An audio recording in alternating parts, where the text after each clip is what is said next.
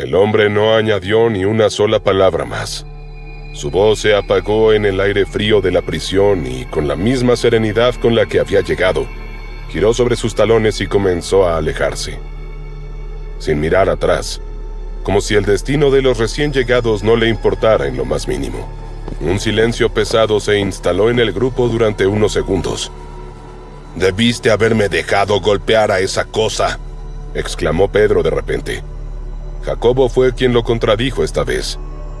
«Tienes que recordar que este es otro universo completamente distinto. Seguramente las cosas no se manejan a como estamos acostumbrados». Pedro apretó los dientes. Su cuerpo seguía tenso como si cada músculo estuviera preparado para reaccionar a la mínima provocación. No era solo impaciencia ni rabia. Había algo más profundo debajo, algo más constante. La urgencia de encontrar a Diego.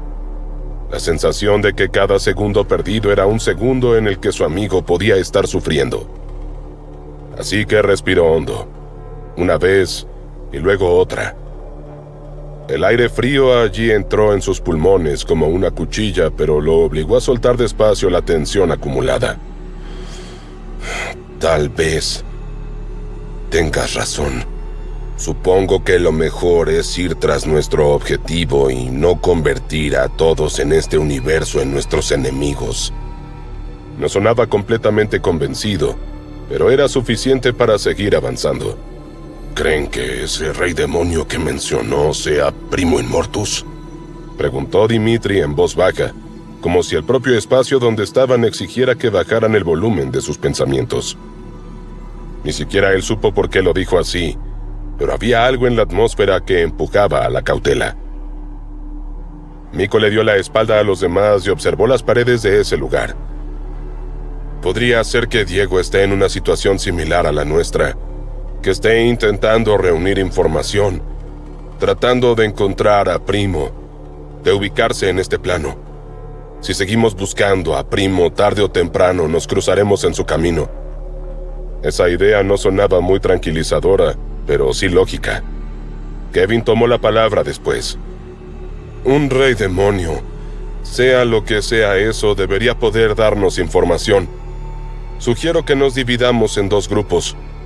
Miko podría teletransportar a uno fuera de aquí. Ese grupo puede continuar buscando a Diego en el exterior mientras el otro intenta salir de aquí». «¿Por qué dividirnos? ¿Por qué no vamos todos juntos?», preguntó Pedro. «Para cubrir más terreno más rápido», Dimitri asintió dándole la razón. «El hombre mencionó a un campeón de antaño, una especie de guardián. Los que se queden aquí seguramente tendrán que lidiar con él». «3 de nosotros pueden lidiar con lo que sea que encuentren, estoy bastante seguro», insistió Kevin, y sin esperar más respuesta a su propuesta, se puso a organizar todo. «Pensemos un poco. Miko no puede viajar con Eloy por la espada negra. Si usa sus poderes cerca de eso, se inhabilitan. Dimitri y yo somos los más experimentados, así que también nos dividiría. Y eso nos deja solo a Pedro y Jacobo, que tienen niveles similares de poder, así que los separaría a ellos también». Así quedó decidido. Miko dio un paso al frente y los dos que lo acompañarían se colocaron a su lado sin dudarlo. «Mejor no perdamos más tiempo. Nos veremos pronto, en el mejor de los casos». Colocó una mano sobre el hombro de Dimitri y la otra en el de Pedro. «Tengan cuidado», dijo este de repente, sintiendo culpa por su impulsividad. No era exactamente una despedida cariñosa, pero estaba bastante cerca. Miko cerró los ojos. El aire alrededor de los tres comenzó a distorsionarse lentamente. El poder de Miko funcionaba allí, pero no de la misma manera. Todo parecía costar más trabajo, como si atravesar el espacio allí fuera a cruzar algo espeso y duro. Eventualmente hubo un destello de luz que cubrió al trío y lo hizo desaparecer. Los cronos dispersos en la enorme sala reaccionaron de inmediato al cambio en la atmósfera. Algunos levantaron la cabeza de golpe. Otros detuvieron sus movimientos erráticos. Incluso aquellos que parecían ser lo más desconectados del mundo giraron hacia el punto donde la luz había explotado. Era un tipo de claridad que no encajaba con la oscuridad constante del calabozo. Mientras tanto, los tres que habían quedado atrás apenas se conocían entre sí. Esa falta de familiaridad hacía que un silencio se instalara entre ellos. Supongo que el campeón que está vigilando este sitio no puede detectar que algunas personas se han ido, ni que nosotros sigamos aquí, comentó Kevin más para ordenar sus pensamientos que por otra cosa. ¿Cuál creen que sea el mejor curso de acción? ¿Deberíamos intentar escapar de aquí o interrogar a más de estos seres, de estos cronos, para ver si alguno dice algo útil?, preguntó Jacobo. Eloy se encogió de hombros. Podríamos simplemente esperar a que el sol se ponga. Se supone que ahí es cuando comienza el infierno. Al final, sin demasiada discusión, acordaron que lo más sensato era moverse. Si iban a sobrevivir allí, necesitaban entender primero el terreno, y la única forma de hacerlo era explorándolo. El salón era descomunal, mucho más grande de lo que sus mentes lograban procesar con facilidad. No parecía una prisión para unas pocas decenas de personas, sino un recinto capaz de contener a miles. En uno de los extremos, una barrera extraña de color rojo impedía seguir avanzando. Brillaba, pero con un brillo opaco y frío. No era posible ver qué había más allá. Justo en su nube sobre el suelo de ladrillo, múltiples círculos mágicos estaban grabados con precisión. Kevin frunció el ceño al observarlos. Luego extendió la mano y dejó que una pequeña ráfaga de sangre saliera disparada. Impactó en la barrera, pero no hubo grietas, ni reacción, ni el más mínimo cambio en su superficie. Kevin chasqueó la lengua. ¿Tal vez debería intentar otro tipo de ataque? Mejor sigamos, le dijo Jacobo apartándolo. El grupo rodeó el salón hasta llegar al otro lado. Lo que encontraron allí fue desconcertante. Una escalera. Ascendía hacia la oscuridad superior, perdiéndose fuera de su vista. No había guardias, rejas ni mecanismo alguno que impidiera escapar. ¿Qué clase de prisión era esa? Jacobo comenzó a olfatear el aire con lentitud. Kevin lo miró de reojo y entendió de inmediato. Tú también puedes olerlo. El aroma de la sangre. Jacobo asintió sin apartar la atención de la escalera. Ni lo piensen, dijo el hombre de antes acercándose a ellos una vez más.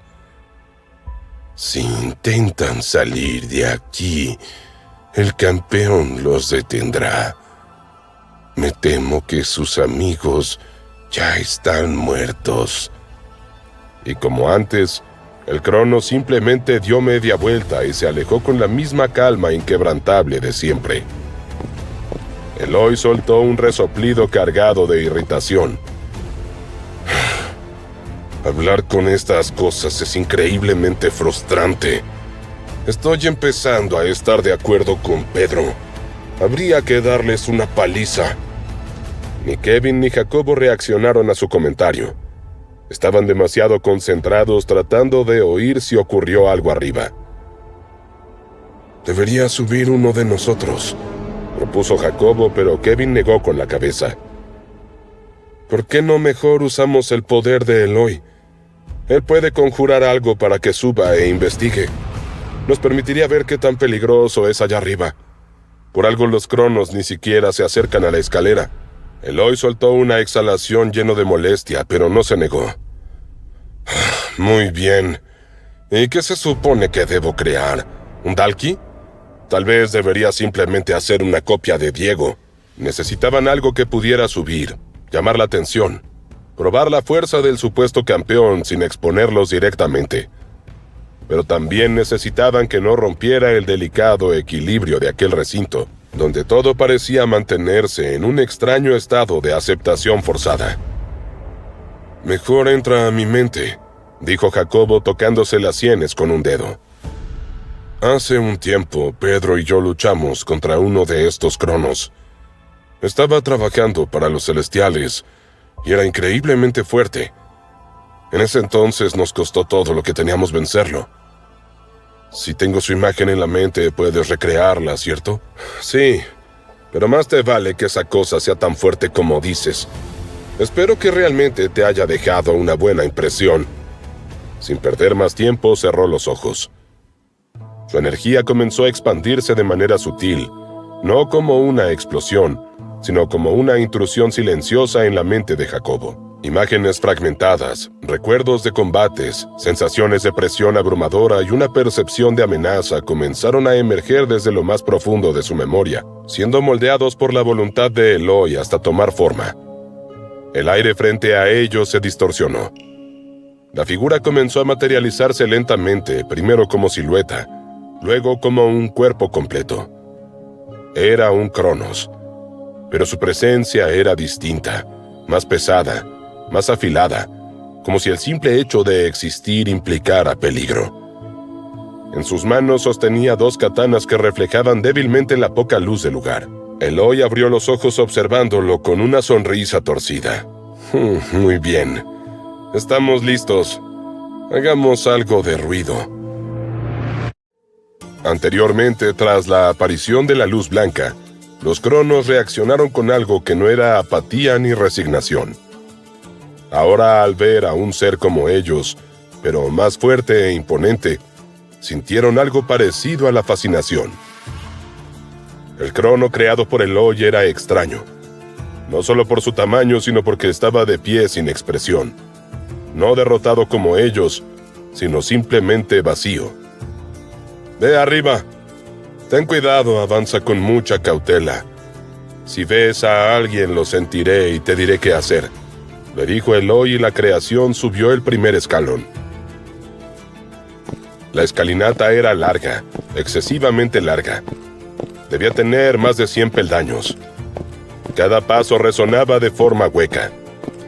El ascenso se sintió interminable, pero eventualmente la figura alcanzó la cima. Arriba el espacio era distinto. Ya no estaba hecho de ladrillo, sino de piedra.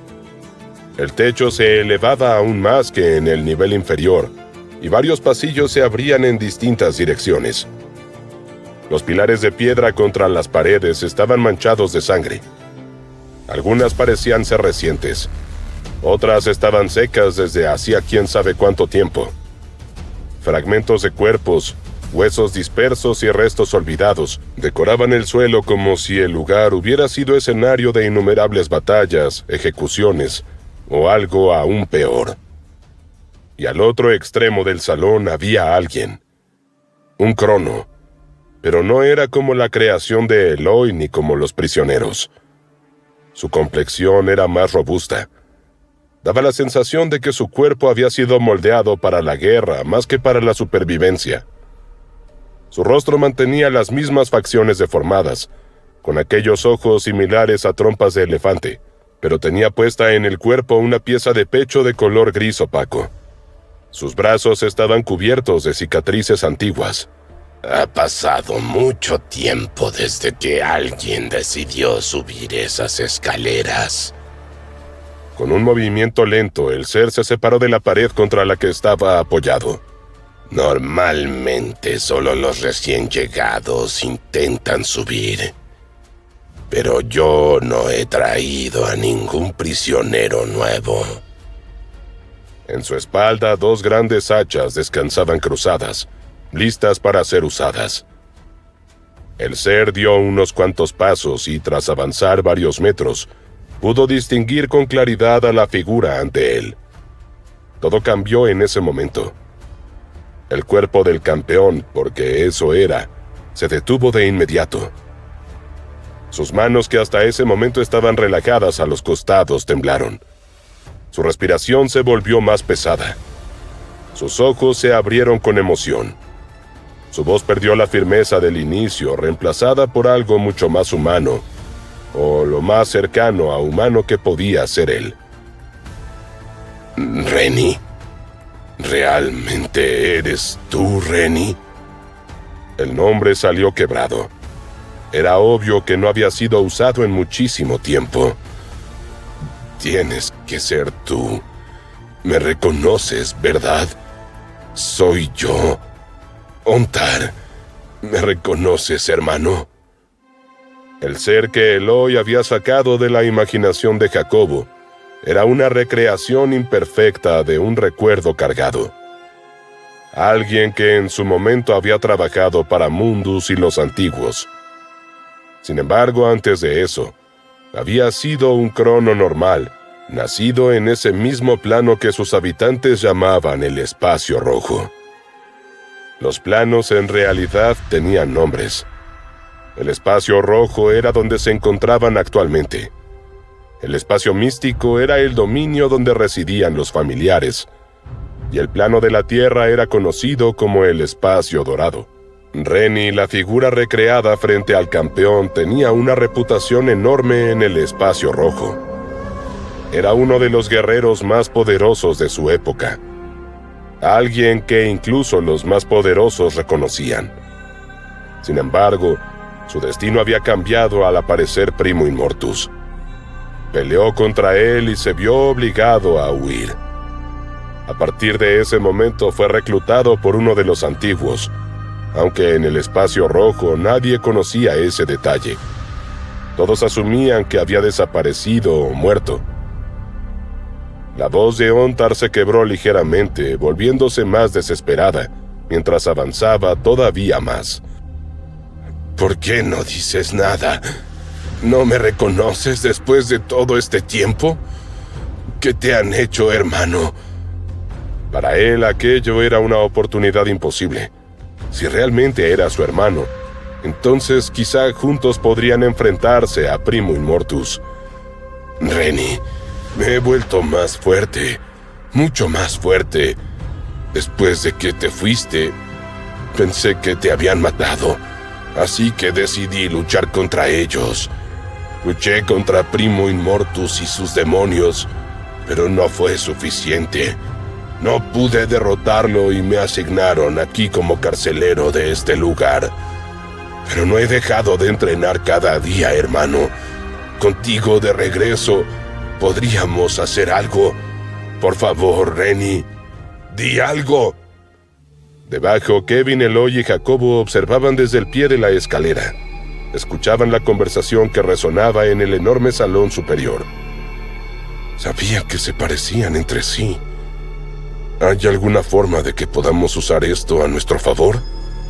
¿Podemos fingir que ese es el verdadero Reni y engañarlo? Dijo Jacobo.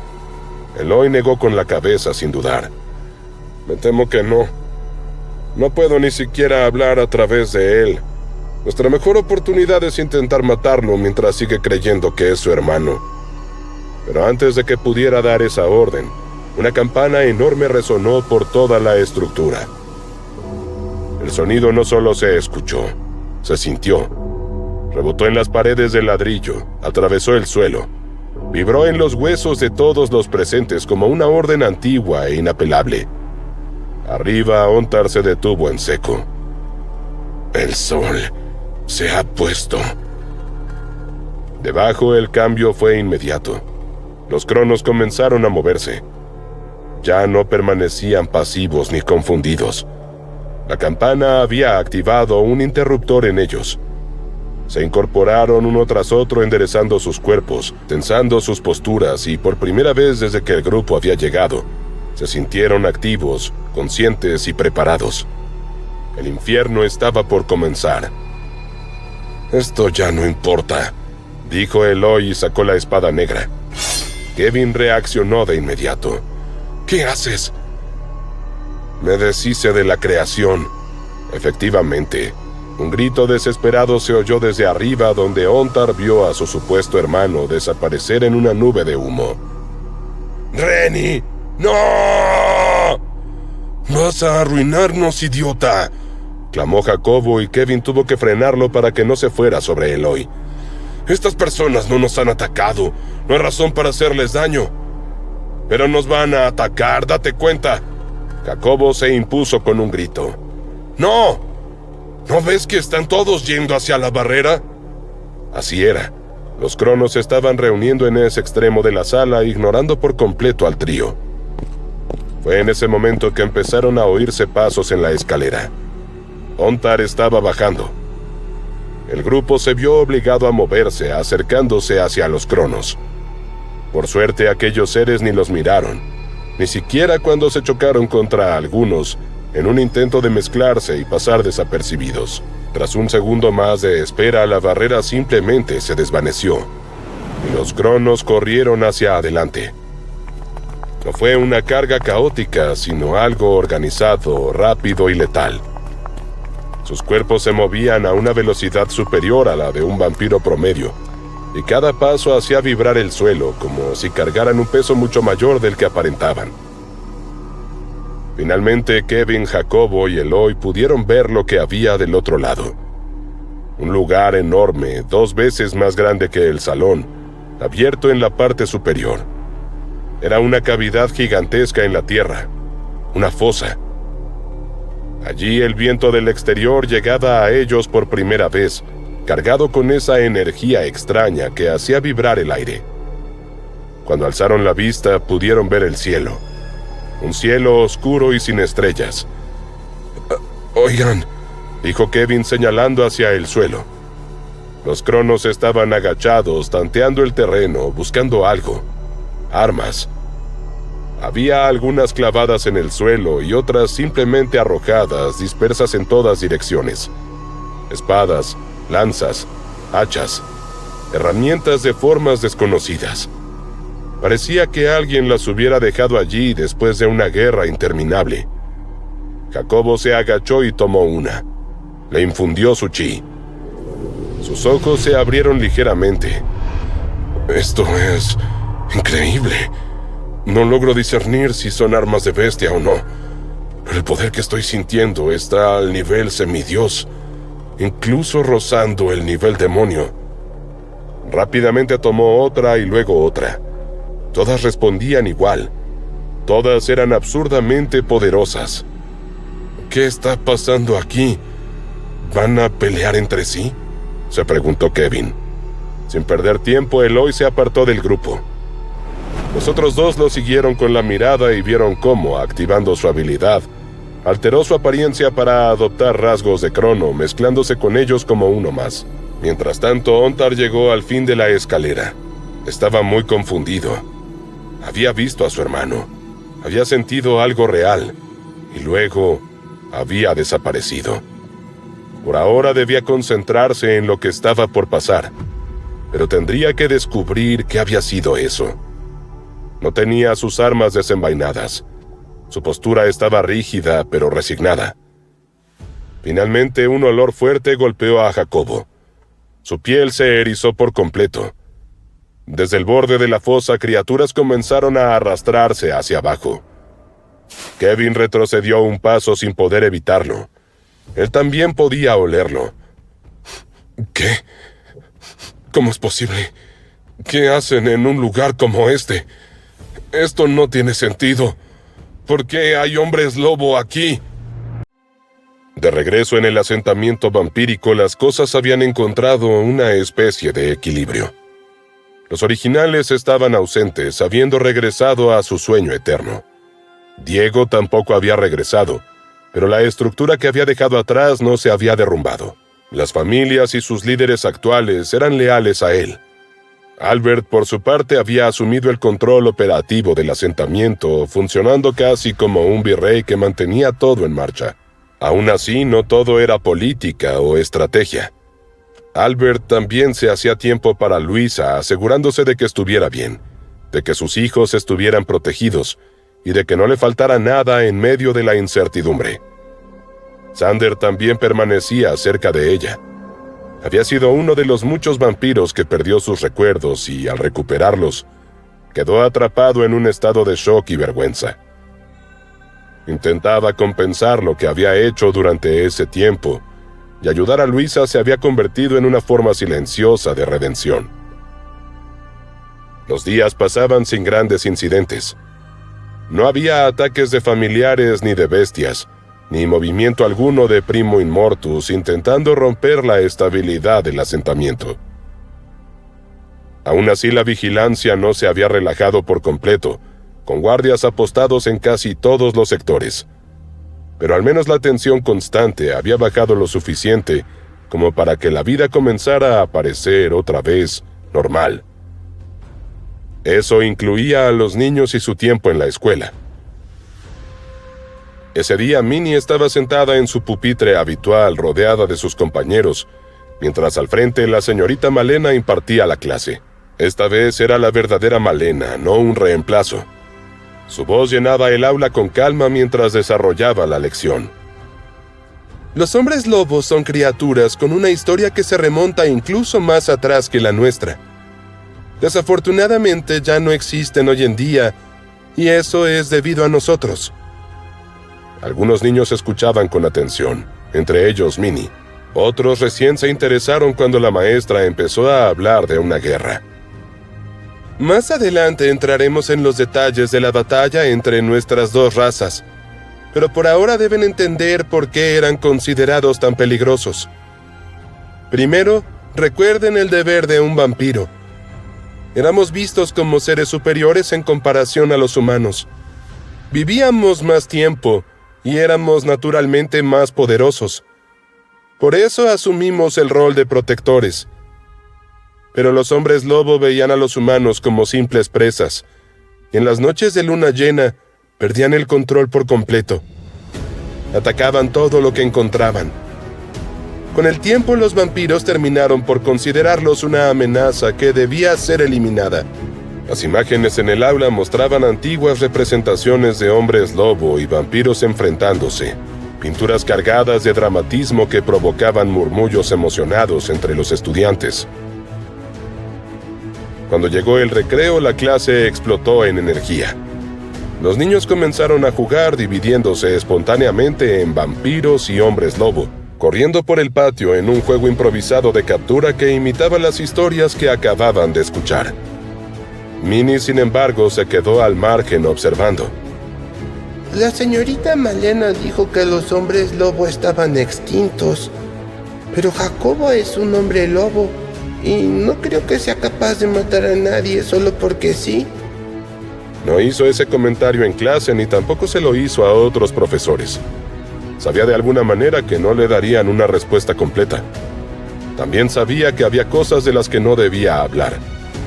Cosas que sus padres le habían enseñado a no mencionar.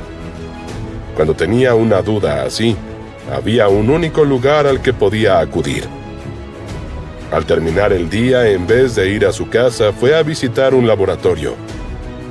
¡Hola, tío Vincent!, dijo mientras saltaba sobre la mesa de trabajo con la agilidad suficiente para no derribar ninguno de los frascos, dispositivos y herramientas cuidadosamente ordenadas alrededor del espacio de trabajo. Vincent levantó la vista de inmediato, suspirando con una mezcla de resignación y costumbre. Minnie, ¿cuántas veces tengo que decírtelo? Aunque parezca joven, soy tu tatarabuelo.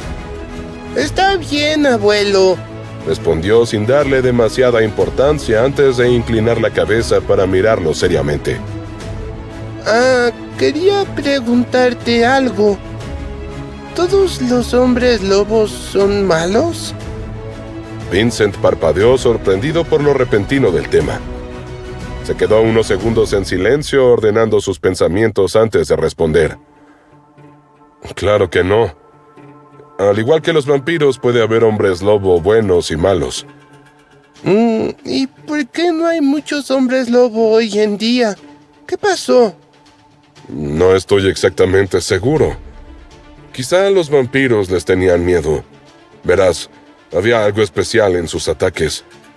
Cuando nos herían, interferían con nuestro proceso natural de curación. Y si nos mordían directamente, incluso el aura de sangre se veía afectada. Pero también recuerdo haber leído que hubo un periodo en el que vampiros y hombres lobo convivieron sin problemas. Se detuvo un instante recordando. Aunque él había vivido en la época en la que los hombres lobo existían, no había estado presente durante la guerra. Había huido del asentamiento en aquel entonces. Y ahora, por primera vez en mucho tiempo, la curiosidad volvió a él con fuerza. Así que giró hacia su estación de trabajo y activó una pantalla holográfica. De inmediato se conectó a la base de datos que Lorenzo había construido con toda la información recopilada de Richard Eno. «Oh, vaya, qué gran cantidad», exclamó al ver los numerosos registros disponibles mientras sus manos comenzaban a desplazarse con rapidez entre archivos flotantes. «Parece que hay bastantes textos relacionados con los hombres lobo. Aquí dice que los vampiros no toleraban sus ataques indiscriminados, que algunos vampiros cazaban hombres lobo como demostración de poder y que ellos respondían de la misma forma. Eso explicaría cómo terminó todo en una guerra. Quizá no haya sido solo para ayudar a los humanos, no». Vincent se detuvo en seco. Uno de los documentos ante él tenía una estrella marcada. Eso era un indicador que Lorenzo dejaba a lo que consideraba más importante.